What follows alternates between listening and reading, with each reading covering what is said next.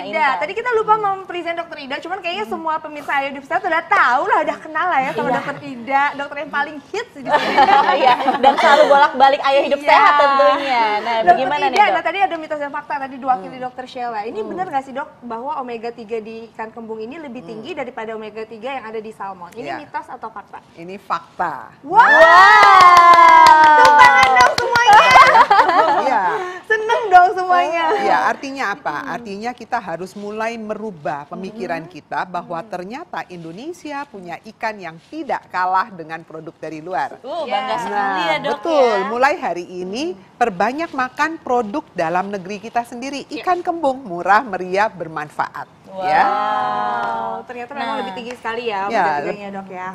Nah, ada lagi nih, Dok, masyarakat yang banyak bertanya, cegah penyakit jantung dengan konsumsi ikan kembung, fakta atau mitos? Tunggu dulu dong, jangan dijawab dulu. Nah, kita akan kembali setelah yang berikut ini. Nah, itu dia tadi ya, ikan kembung. Aduh, aku tuh suka kasihan gitu loh kalau ngeliat yang disayat-sayat kayak gitu. Aduh, asal jangan hatimu yang disayat ya.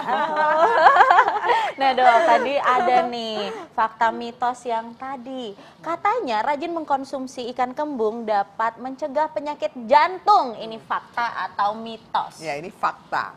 Fakta. Nah, pasti bingung, kok bisa ya dengan ikan ya?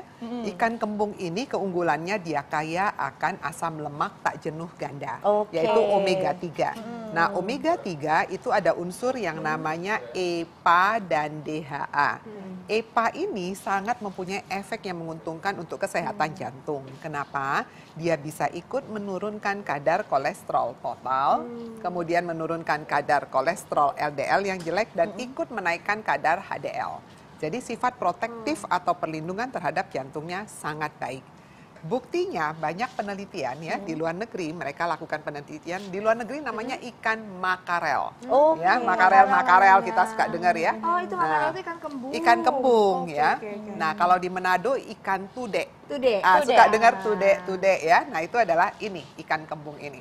Jadi ada penelitian, mereka lihat mereka kelompok populasi yang makan ikan ini kok hasilnya resiko penyakit jantungnya jauh lebih kecil dan banyak sekali populasi itu yang usianya lanjut ya. Jadi usia tua, bahkan ada yang sampai di atas 80 tahun. Jadi efek anti-inflamasinya memang luar biasa dari kembung ini. Ya. Ternyata efek untuk jantungnya itu bagus sekali ya, Dok Bagus, ya. Kan kalau tadi kan untuk jantung juga kolesterol. Nah, gimana dengan gula darah, Dok? Ini juga ada fakta mitos yang beredar, katanya mengkonsumsi ikan kembung ini bisa membantu mengendalikan gula darah. Ini fakta atau mitos? Ya, ini mitos. Oh, ya. mitos kalau kadar gula darah. Kalau kadar gula darah yang paling harus kita perhatikan adalah kadar seratnya. Ya, kalau kembung ini kaya akan protein dan omega 3-nya, selain omega 9 juga ada. Tapi harus diingat, memang dia bagus, cuman cara masaknya nggak seperti ini ya. Gimana tuh, Dok? Cara masaknya yang bagus gimana? Kalau kita sering sekali mengolah ikan menggunakan cara digoreng, paling praktis. Ini nih, digoreng seperti ini, terus kasih bumbu kecap, wah enak banget. Itu paling enak, Dok, digoreng kering, sekering-kering. Lah ini kering. Semuanya. Nah, kemudian ini dibikin sambal, pasti sebelumnya digoreng kan? Ya. Nah, omega ini adalah minyak, asam lemak omega 3. Kalau kita goreng, maka asam lemak omega 3 ini akan larut bersama dengan minyak goreng kita. Sehingga kita tidak mendapat manfaat dari omega 3. Sudah larut di dalam minyak goreng. Jadi kita cuma makan istilah ampasnya saja. Jadi hanya dapat daging ikannya dengan minyak kandungannya adalah minyak jenuh dari si minyak goreng itu yang lebih banyak di ikannya. Terus cara masaknya gimana, Dok, supaya nggak hilang omega 3? Ya, cara masaknya makanan tradisional kita harusnya begitu semua. Contoh, pernah makan ikan tude asam, orang Manado, ya. Jadi ikan kembung ini dibikin kuah asam. Jadi dikasih kemangi, ikannya diolah dulu ya, yang tadi takut diseset itu ya. Dipotong, terus dikasih jeruk nipis sebentar, kira-kira 15 menit. Kemudian dibikin bumbunya, bawang merah, bawang putih, sereh, masukkan ikan tudenya. Itu direbus ya? Jadi seperti dibikin sup gitu. Enggak dibakar, dibikin sup. Oh, dibikin sup aja. Kalau dibakar atau dipepes, Dok? Nah, bakar atau pepes boleh, asal jangan langsung di atas api. Kan dia hitam. Bungkus dulu menggunakan daun. Nah itu bagus. Atau di steam. Nah, atau dibikin sup ikan. Ya. Nah, cara ngolah yang paling bagus adalah itu. Jadi jangan dikit-dikit digoreng. Oke, jadi nggak boleh salah juga ya dok ya cara Betul, pengolahannya betul. supaya nggak hilang Betul, nutrisinya. omega 3-nya ya. Nah, katanya nih dok, mitos fakta yang beredar. Konsumsi ikan kembung dapat mencegah persalinan prematur. Ini fakta atau mitos? Ya mitos. Ya.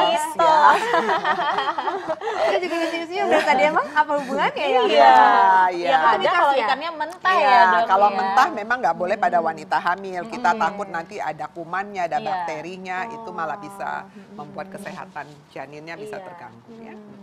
Gitu, jadi memang itu berarti mitos ya? Mitos, Nah, iya. dok kan tadi kan kalau itu tadi untuk ibu hamil. Nah ada lagi nih dok, fakta dan mitos yang beredar. Kok aku grogi sih ya ngobrol deket dokter Ida? Kepengen makan ikan kembung. Iya udah kepikir. Udah lapar. Iya, Bukan iya, lagi aku udah lapar. kepikiran mau makan ikan Ikan kembung. kembung. Tadi udah mau makan yang di balado ternyata nggak boleh, nggak jadi nggak deh. Dok ini ada nih fakta dan mitos yang beredar. Katanya tulang bisa sehat kalau rutin mengkonsumsi ikan kembung. Ini fakta atau mitos? Ya ini fakta. Wow. Nah, kok bisa ya? Gimana caranya? Apalagi kalau dimakan bersama dengan ininya, ujung-ujungnya. Saingan sama kucing namanya. Gini, ikan kembung ini dalam 100 gram ikan kembung tuh kira-kira segini loh gedenya ya. Dia mengandung hampir 200 mg kalsium. Nah, dalam satu hari kebutuhan kalsium kita kira-kira 1000 mili. Ya, kecuali kalau usia Anda sudah di atas 50, kita bisa butuh kira-kira 1200 sampai 1400 mg. Jadi kalau ikan kembung satu ini mengandung 200 mili kalsium, dengan makan makan ikan kembung kira-kira kan 3 kali sehari itu sarapan, makan siang, makan malam. Artinya kita sudah mendapat 600 mg kalsium, itu setara dengan 1 gelas susu. Wow. Kurang lebih. 100 gram itu segini ya dok ya? Kurang Iya, lebih. 100 gram segini. Iya. Oke. Soalnya tadi pagi saya baru belanja ikan kembung, dan saya tahu persis ukurannya berapa banyak. Oke. Nah, ini ada kandungan gizi nih dok tentang ikan kembung. Nah, Ya. di sini ada dikatakan natriumnya 83 mg, kaliumnya 401 mg. Proteinnya tinggi ya dok? Proteinnya bagus Bilang ya. tadi. Iya, iya. Ada kalori Ya. juga, 261. Ya, jadi kira-kira 260 kalori ya, dia mendapat dari protein cukup besar ya, 19 sampai 20 gram itu harusnya. Jadi lemaknya 447 ya toh. Nah, sebenarnya. Nah dok, ini tadi saya dan Intan ngomong-ngomongin soal olahraga dan masa otot. Nah ini ada lagi fakta mitos yang beredar di masyarakat. Katanya loh Intan, perhatikan baik-baik. Katanya rajin mengkonsumsi ikan kembung dapat membuat dan menaikkan masa otot, membuat badan berotot. Ini fakta atau mitos? Ya, ini fakta ya, Fakta. fakta. Kalau gitu ini buat aku, Fik. Silakan Intan ambil Nanti- tiga-tiganya nanti ya. Belum buat selesai, jangan berantem dulu, belum selesai gini ya. Nah, Oke, yuk kita balikin dia, lagi. dia faktanya karena si ikan kembung ini kan kaya protein. Kita selalu berkonotasi berpikiran bahwa bikin otot artinya protein saya harus cukup. Ya. Itu betul. Kalau proteinnya kurang juga nggak bisa. Tapi jangan lupa bukan cuma makan protein aja. Anda harus ada latihannya. Kalau cuma makan kembung kemudian duduk di depan TV ya nggak bisa jadi otot. Ya, Gitu. jangan lupa. Jadi tetap harus olahraga gitu ya dok? Pasti. Ya, jadi jadi pertimbangin dengan dia olahraga hanya ya. mendukung karena jumlah proteinnya yang tinggi. Artinya kita selalu berpikir, oh kalau saya mau bikin otot, tentunya pada mereka yang olahraga ya, saya harus makan ayam. Ingat nggak? Daging Ya, ayam, dada dada ayam. mentok. Iya, seperti itu. Atau makan putih telur, Ya. 40 butir, 20 butir. Padahal yang diambil kan sama protein. Yap. Nah, dalam ikan ini juga kandungan proteinnya cukup tinggi. Hampir 20 gram per 100 gram ikan. Baik dokter, Ya. nah ini ada terakhir nih. Ini ikan yang sangat sehat tapi boleh tidak dikonsumsi setiap hari.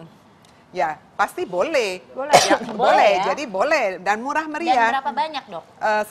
Gini, tergantung dari kebutuhan protein kita. Dalam satu hari tubuh kita membutuhkan protein antara 0,8 sampai 1,5 gram per hari. Taruhlah patokannya 1 gram per hari, Ya. 1 gram per kilogram berat badan per hari. Ya. Kalau beratnya 50 kilo, artinya kita butuh 50 gram protein. Dalam satu ikan kembung ini sudah ada 20 gram. Ya. Artinya sehari kita sudah butuh cukup dengan 2 ekor ikan kembung Karena kita makannya kan pakai nasi. Nasi juga ada proteinnya, ya kurang lebih seperti itu. Ya dok ya, jangan dua karena dua kebanyakan. Iya, satu aja cukup ya Intan, Boleh, jangan dua ya Intan Tadi makan ya. cuma satu dok. Aku biasanya kalau makan tuh lauknya harus banyak. Ya, Oke, satu sampai baik, dua, terima ya. kasih dokter.